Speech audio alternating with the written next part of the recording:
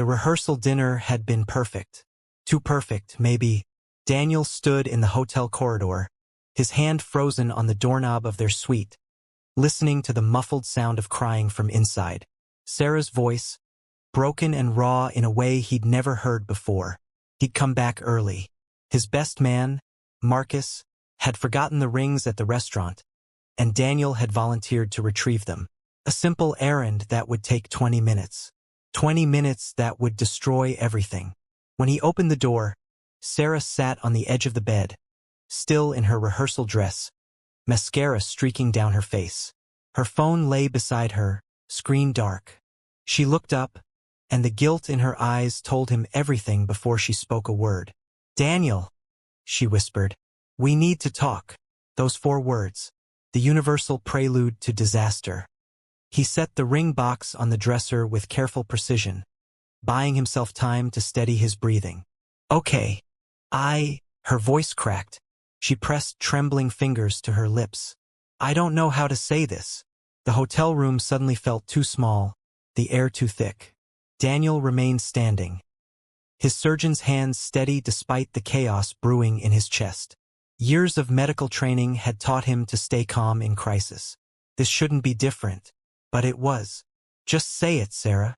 She stood, wringing her hands, fresh tears spilling over. "I didn't mean for it to happen. You have to believe me. I never wanted to hurt you. I love you, Daniel. I do love you. But..." The word came out flat, emotionless. "But She sobbed, the sound wrenching from deep in her chest. "I didn't mean to fall for your best friend." The room tilted. Daniel gripped the back of a chair, his knuckles white. "Marcus." She nodded, covering her face with her hands. "It started 6 months ago, after your mother's funeral. You were so distant, working those double shifts, and he was just there, listening, understanding. We didn't plan it. It just happened. 6 months. Half a year of lies."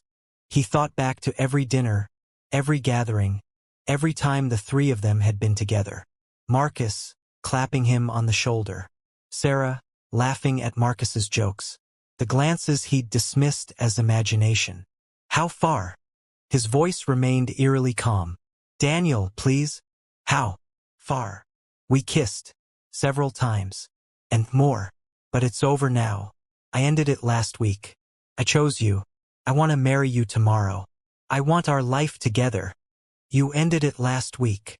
He laughed, a hollow sound. "Last week. And you're telling me this now? 2 days before our wedding. I couldn't go through with the wedding without telling you. My conscience." "Your conscience." The words exploded from him. "Your conscience? Where was your conscience 6 months ago? Where was it every time you looked me in the eye and lied?" "I'm sorry." She reached for him, but he stepped back. "I'm so sorry. I made a mistake. Terrible mistake. But I love you, Daniel. I want to fix this. We can go to counseling." "We can. Does Marcus know you're telling me?" She shook her head. "He thinks I'm going to keep it secret. He said it would destroy you and that we should just let you be happy." How noble. Bitterness dripped from every word. "My best friend and my fiancé, protecting me from the truth." Daniel walked to the closet and pulled out his overnight bag. His movements were mechanical, precise. "Shirt, pants, toiletries. What are you doing?" Panic edged into Sarah's voice. "Leaving." "No. Daniel, please. We can talk about this. We can work through it. Don't throw away 3 years because of one mistake. One mistake." He turned to face her, and she flinched at the coldness in his eyes. "This wasn't one mistake, Sarah. This was hundreds of choices. Hundreds of times you chose to betray me. Hundreds of lies. Please." She fell to her knees, clutching at his arm. "I love you. I know I don't deserve forgiveness, but I'm begging you. Don't leave. Not like this." He gently removed her hands from his arm. "I have nothing to say to you. The wedding. There is no wedding." He shouldered his bag and walked to the door. His hand on the handle, he paused without turning back. "Tell the guests whatever story you want. Tell them I got cold feet. Tell them I died. I don't care. But understand this, Sarah. You and Marcus made your choice. Now live with it. The door closed behind him with a soft click, sealing away the life he'd built, the future he'd imagined, the people he'd trusted most. In the hallway, his phone buzzed. Marcus, bro, got the rings. See you tomorrow. Can't wait to see you this happy. Daniel deleted the message, turned off his phone, and walked away from everything he'd ever known. The night clerk at the front desk barely looked up as Daniel checked out. Everything all right, sir? The wedding. There is no wedding. Daniel slid his key card across the marble counter. I need to settle my bill. All of it. The clerk's fingers flew across the keyboard, eyes widening. Sir, there's the ballroom, the catering, the photographer. All of it. $48,000. Daniel swiped his credit card without flinching. Let it hurt. Physical pain would be welcome compared to the hollowness expanding in his chest. Outside, the Chicago night air bit through his jacket. December cold, the kind that numbed exposed skin in minutes. Appropriate. He flagged a taxi. Where to? The driver asked. Good question. His apartment? No. Sarah had a key. Marcus had a key. His parents' house? His mother was dead. That's where this had all started, apparently. And his father had remarried, moved to Arizona. His sister lived 2 blocks from the wedding venue. O'Hare Airport. At the terminal, Daniel bought a ticket on the next available flight. Portland, Oregon. He'd never been there. Didn't know a single person there. Perfect. In the airport bathroom, he stared at his reflection. 32 years old, dark circles under his eyes. A 5-year plan in ruins. He'd been so careful. Medical school, residency, chief resident, attending position at Northwestern. He'd built a life brick by brick, and 2 people he loved had sledgehammered through it in 20 minutes. His phone, still off, felt like a lead weight in his pocket. He pulled it out, removed the SIM card, and dropped both in separate trash cans. On the flight, the woman next to him tried to make conversation. Business or pleasure? Neither. She took the hint. Daniel stared out the window at the darkness below, scattered lights marking cities he'd never visit. Somewhere down there, Sarah was probably calling his phone. Marcus too, once Sarah told him. Or maybe she wouldn't tell him. Maybe she'd let Marcus stand at the altar tomorrow, wondering where his best friend was. The thought brought no satisfaction. In Portland, he checked into an extended-stay hotel and slept for 16 hours. When he woke, his old life had continued without him. Somewhere in Chicago, guests were arriving at an empty venue. His father was probably fielding confused calls. His colleagues at Northwestern were wondering why Dr. Chun hadn't shown up for what should have been his honeymoon week. Let them wonder. He opened his laptop, blessedly free of any social media accounts, and began researching medical licenses, reciprocity agreements, hospital systems in Oregon. The work focused his mind, gave purpose to his hands.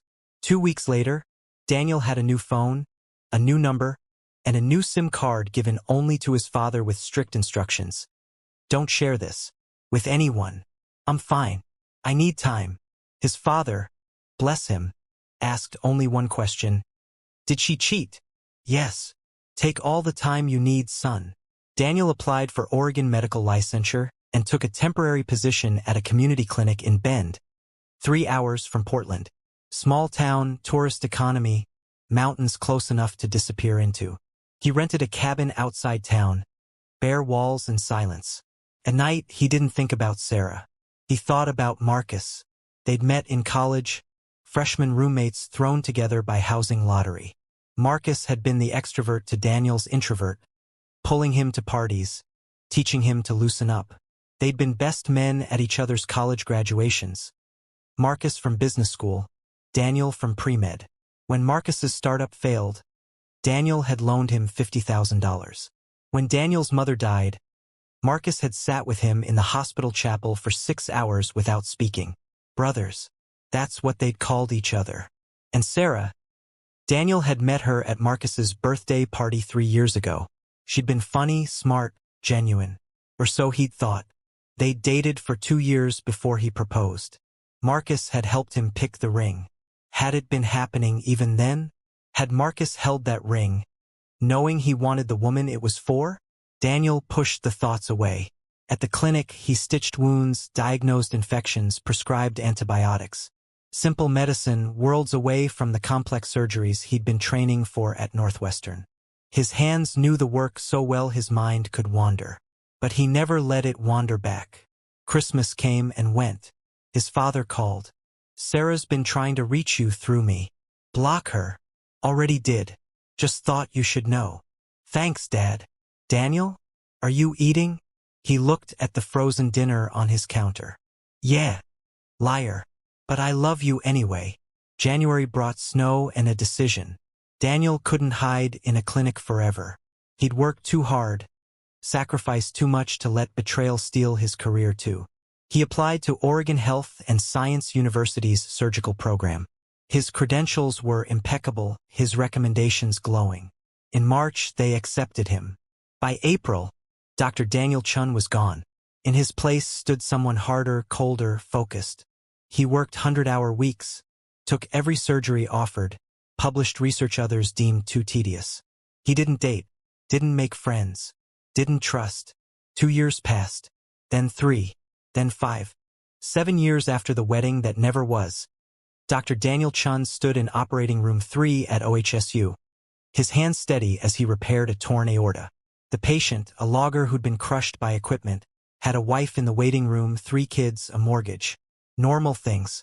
Things Daniel had stopped imagining for himself. "Clamp," he said, and the instrument appeared in his palm without delay. His team moved like extensions of his will. He'd earned that efficiency, that respect. Cardiothoracic surgery demanded perfection, and Daniel delivered nothing less. 6 hours later, the logger lived. Daniel stripped off his gloves, declined the team's invitation for celebratory drinks, and headed to his office.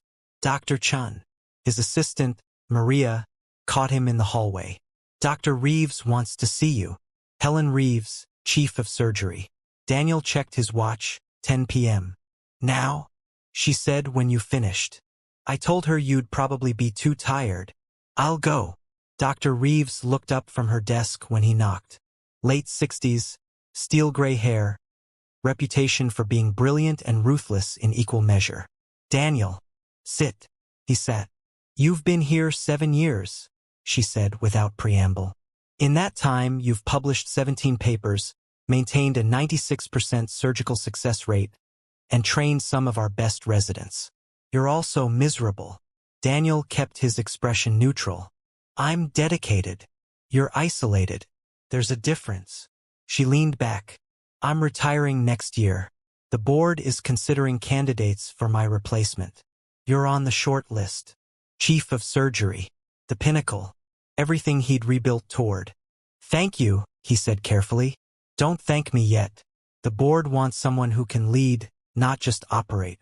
That means connecting with people, building relationships. You're respected, Daniel, but you're not liked. You're not known. I'm not here to be liked. No, you're here to hide." She raised a hand when he stiffened. "I don't know what you're hiding from, and I don't need to. But if you want this position, you need to rejoin the human race." After he left her office, Daniel sat in his car in the parking garage for 20 minutes. The dashboard clock ticked toward midnight. Somewhere in the city, people were having drinks, going on dates, building lives with messy, complicated connections. He'd forgotten how to do that. Wasn't sure he wanted to remember. But chief of surgery. The next week, he accepted an invitation to a hospital fundraiser. Then a dinner with colleagues. Then a medical conference where he actually attended the social events instead of hiding in his room. Felt like wearing someone else's skin. "You're different lately," Maria commented after he laughed. Actually laughed. At her story about her toddler's daycare mishap. Different how? More human. He wasn't sure if that was good or bad. 3 months later, Daniel met Rebecca at a trauma case consultation. She was an ER attending, quick-witted and confident, with kind eyes that had seen enough suffering to understand his silence. They got coffee, then dinner, then more dinners. "You don't talk about your past," she observed over sushi. "Not much to tell. Somehow I doubt that." She set down her chopsticks. Look, I'm not asking for your life story, but I'm also not interested in dating a mystery. So here's mine. Married young, divorced at 29, no kids, trust issues. Your turn. Daniel considered his wine glass. Engaged once. Didn't work out. Been focused on work since. That's it? That's your whole story. The parts that matter. She studied him. Okay, but Daniel?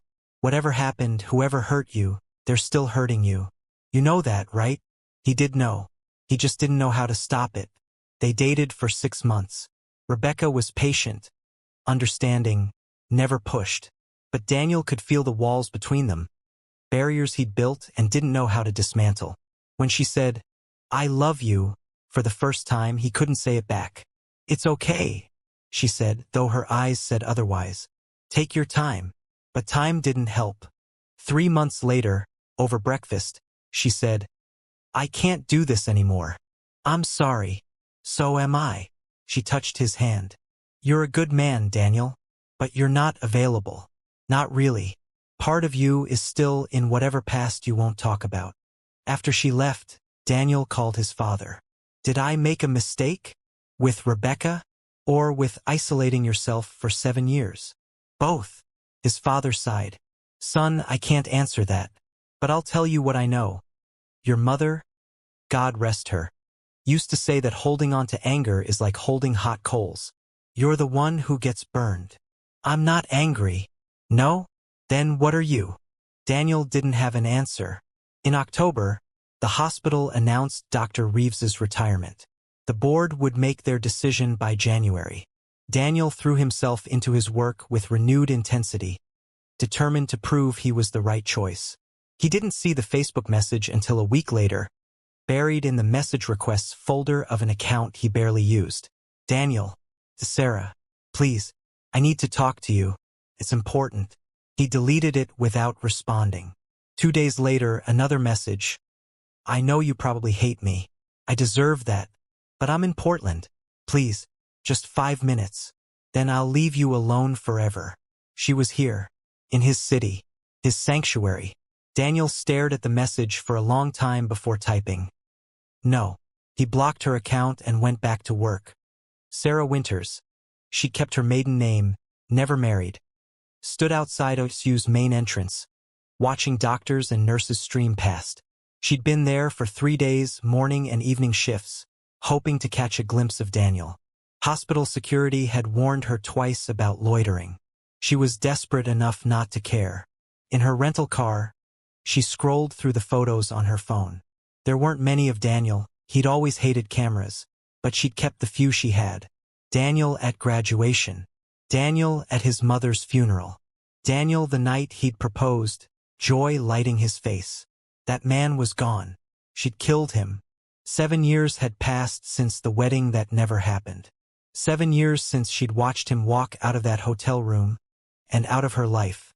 In that time, she'd made 1,000 excuses, told herself 1,000 lies. He overreacted. We could have worked it out.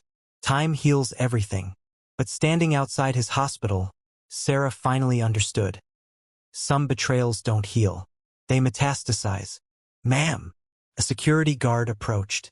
"I've asked you twice to move along. I'm waiting for someone." "Then wait in your car. You're blocking the entrance." Sarah moved to a bench across the street, pulling her coat tight against the November cold. Portland cold was different from Chicago cold. Wetter, seeping into bones rather than shocking skin. Her phone rang. Marcus. She declined the call. Marcus had married 2 years ago. A sweet woman named Jennifer who didn't know the whole story. Sarah had been invited to the wedding. She'd sent a gift and stayed home. She couldn't look at Marcus without feeling sick. The affair had ended the night she'd confessed to Daniel. But the guilt never had. She tried to move on. Dated. Even got engaged once. To a man who deserved better than her half-heart. She'd ended it when she realized she was still comparing everyone to Daniel. Still measuring every relationship against the one she'd destroyed. Therapy had helped. Somewhat. Her therapist had said, "You need closure." "He won't talk to me." then maybe you need to give yourself permission to move forward without it. But how could she move forward when she'd never fully understood what she'd lost? When she'd spent 7 years wondering if Daniel was okay, if he hated her, if he'd found happiness? She'd hired a private investigator. Not proud of it, but desperation made people do ugly things. The PI had found Daniel in Portland. Successful, respected, unremarkable life. No social media presence. No wife or girlfriend in the public record. Just work. Sarah told herself she just needed to see him. To know he was okay. To apologize properly, face to face. Then she could let go. She didn't admit, even to herself, that she wanted him back. On the 4th day, she saw him. He emerged from the hospital at 8 p.m. Attending coat over scrubs, surgical cap still on. Even exhausted, he moved with purpose. 7 years had changed him. Leaner, harder angles to his face, silver threading his temples. But it was undeniably Daniel. Sarah's breath caught. She stood, started across the street, then froze. What was she doing? What could she possibly say that would matter? Daniel reached his car, a sensible sedan so typically him, and drove away. Sarah sat back down and cried. That night, she composed an email. Deleted it. Composed another. Deleted that too. Finally, she settled on simple honesty. Daniel, I know you don't want to hear from me. I know I have no right to ask for anything. But I'm in Portland. I just need 5 minutes. Not to ask forgiveness, I don't deserve that. Just to say what I should have said 7 years ago. There's a coffee shop called Morrison Street Cafe, 2 blocks from OHSU. I'll be there tomorrow at 7 a.m. If you don't come, I'll understand. But I'll wait. Sarah. She sent it before she could change her mind. The next morning, she sat at Morrison Street Cafe at 6:30 a.m. 2 coffees on the table, 1 black, 1 with cream and sugar. Daniel's order and hers. Probably presumptuous, thinking he still drank it black. 7 a.m. came and went. Then 7:30. Then 8. At 8:15, the door opened. Daniel stood in the entrance, dressed in a suit instead of scrubs, looking like he'd rather be anywhere else. His eyes found her immediately, and the expression in them, cold, flat, empty, made her stomach drop. He crossed to her table but didn't sit. 5 minutes, he said. Starting now. Sarah stood awkwardly, gestured to the chair. Would you? I'll stand. Her hands shook as she pushed the coffee toward him. I remembered you drink it black. He didn't touch it. Daniel, Her carefully rehearsed words evaporated. I'm so sorry. I'm so sorry. What I did was unforgivable. I destroyed everything. I destroyed us. I destroyed you and Marcus's friendship. I destroyed the future we'd planned. And I've spent 7 years living with that. He said nothing. I was selfish and stupid and cruel, she continued, words tumbling faster. I told myself I was confused, that I didn't mean for it to happen, but that's bullshit. I made choices. Every day I chose to lie to you. Every day I chose to betray you. And when I finally told you, I did it to ease my own conscience, not because it was the right thing to do. Still nothing. He could have been a statue. I don't expect forgiveness, Sarah said, tears streaming now. I don't expect anything. I just needed you to know that you were right. About everything. You deserved better. You deserved honesty and loyalty and love. Real love, not whatever broken thing I was offering. And I'm sorry. I'm so sorry. Silence stretched between them, broken only by the cafe's background noise. Espresso machines, murmured conversations, normal people living normal lives. Finally, Daniel spoke, his voice quiet and devastating. Are you finished? Yes. Good. Now hear me. He leaned slightly forward, and Sarah had to force herself not to step back. 7 years ago, you didn't just cheat on me. You didn't just lie. You took my trust, something I don't give easily, and you obliterated it. You and Marcus both. Daniel's words hung in the air like frost. Sarah gripped the back of her chair, knees weak. Do you know what the worst part was? He continued, his voice terrifyingly calm. Not the affair itself. Not even the lies. It was the timing. You let me plan a wedding. Let me call vendors, write vows, imagine a future. You let me stand at that rehearsal dinner and toast to a life that you'd already poisoned. You had 6 months to tell me. 6 months. But you waited until I was so invested, so committed, that the destruction would be total. I know, Sarah whispered. I know, and I know. His voice cut like a scalpel. You don't get to interrupt. You asked for 5 minutes. These are my 5 minutes. She nodded, tears sliding down her face. I left Chicago that night, Daniel said. Canceled a wedding. Walked away from a job I'd worked a decade to get. Left my family, my friends, everything. Because I couldn't exist in a world where you and Marcus were. Do you understand that? You didn't just break my heart. You made my entire life uninhabitable. Sarah covered her mouth, a sob escaping. I came to Portland with nothing. Started over from zero. Built a new career, a new reputation, a new life. Took years. Years of therapy, of work, of forcing myself to trust again even when every instinct screamed not to. I dated someone recently, a good woman, kind, honest, everything you weren't, and I couldn't love her. Do you know why? Sarah shook her head. Because you taught me that love is a weapon, that trust is weakness, that the people closest to you are the ones who can destroy you most efficiently. His jaw tightened. That's your legacy, Sarah. Not the affair. Not the lies. The fact that you broke something in me that I'm not sure can be fixed. Daniel, please? She reached for him, but he stepped back as if she were toxic. I'm not finished. His eyes were hard. You came here for closure, for absolution. You want me to say, I forgive you, go in peace. But I won't, because forgiveness isn't something you get to demand. It's not a gift I owe you. Maybe someday I'll forgive you, not for your sake, but for mine, because holding this anger is exhausting. But that day isn't today. Sarah's legs gave out. She collapsed into the chair, sobbing openly now. Other cafe patrons were staring, but she couldn't care. 7 years, Daniel continued, relentless. 7 years, and you show up here thinking what? That we'd have coffee and talk? That I'd hear your apology and suddenly everything would be okay? You're still being selfish, Sarah. This isn't about my healing.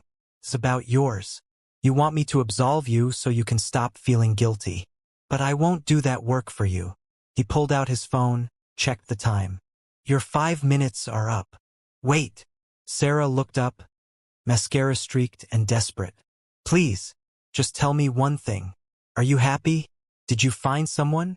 Did you build a good life? I need to know that I didn't destroy you completely. For the first time, something flickered in Daniel's expression. Not warmth, but perhaps the faintest thaw. My life is none of your business, he said. But since you asked, I'll tell you this. I'm being considered for chief of surgery at one of the best hospitals in the Pacific Northwest. I'm respected by my colleagues. I'm good at what I do. As for happiness, he paused. I'm working on it. Every day I'm working on it. And I'm doing it without you, without Marcus, without anyone from that life. I'm glad, Sarah said, and meant it. I'm glad you're okay. I'm not okay. I'm functional. There's a difference.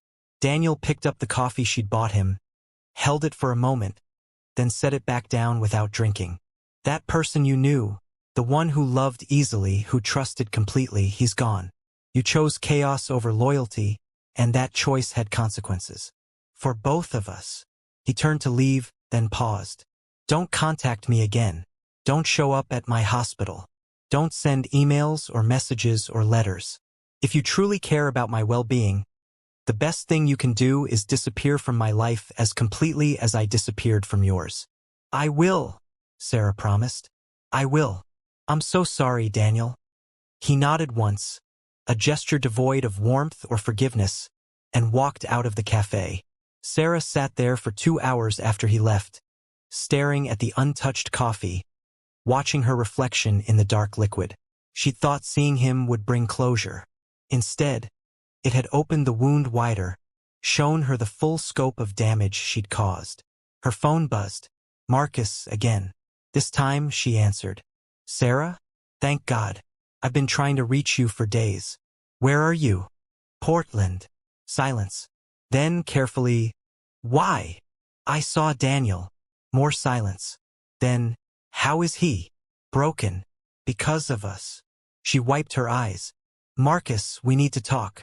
I know. I've wanted to for years. But you always shut me down. I'm not shutting you down anymore. Sarah stood, gathered her coat. We did something terrible. We blamed it on grief and timing and confusion. But that's bullshit. We betrayed someone we both loved. And we never properly faced it. Sarah. No, listen. Daniel said something today. He said I chose chaos over loyalty. And he's right. We both did. And I'm done living with that. I'm done pretending it was just a mistake. It was a choice. A series of choices.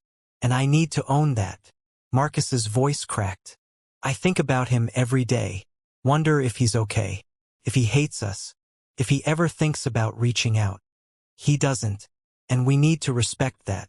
Sarah walked out of the cafe into the gray Portland morning. We need to let him go.